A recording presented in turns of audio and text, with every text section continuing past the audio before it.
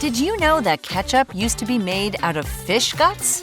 That's right! This famous condiment, known for its vinegary, sweet tomato taste, used to be nothing like it is today.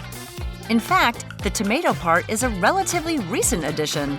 So how did ketchup go from being made out of fish to the sauce we know and love today? And how does it involve sailors, China, vinegar, and cookbooks?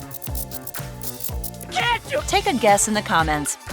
And by the end of the video, we'll have your answer. Okay, I know what you're thinking.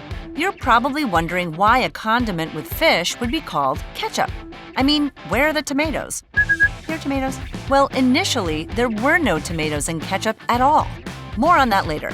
But before we get to that, we need to go back to 544 AD. That's the first recorded recipe for ketchup. It was made with fish intestines, stomach, bladder, and other everyday ingredients.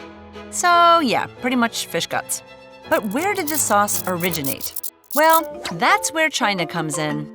And when it started there, it went by ketchup instead of ketchup or catsup. Now, this may be confusing. As you know, ketchup is made of tomatoes. But back in the day, the name ketchup meant you had a condiment used to add flavor to fish, meat, and bread. And this punch of flavor was particularly desirable to many different cultures, especially English and Dutch sailors.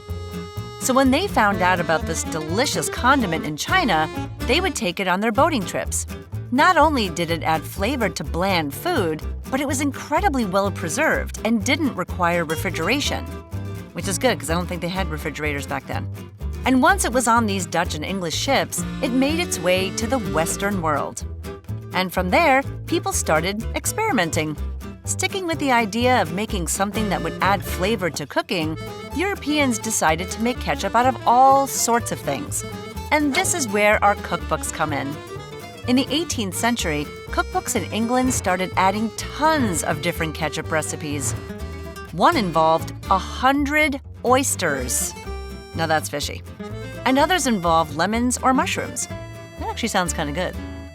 So by this time, this ketchup was made out of all sorts of different ingredients. And this takes us to America in the 1800s. With people experimenting, one intuitive home chef decided to use tomatoes as his primary ingredient. It tasted delicious. The only problem was, due to tomato being a fruit, and yes, it's a fruit, not a vegetable, it was going to go bad quickly. And that's where our final piece of the puzzle, vinegar, comes in. A little company called Heinz decided to add vinegar to this tomato base to preserve it properly. This, along with some sugar and spices, gave us the iconic condiment we know today. And since the mid-1800s, this version of ketchup has become the go-to for most of Europe and North America. But man, I still want to try that mushroom ketchup. Anyone got a recipe? Well, if you don't, you can at least let me know what foods you'd like us to explore next. Maybe we'll look into one of the rarest ingredients in the world, truffles. Why are they so hard to find? We'll have your answer on another Origins of Food.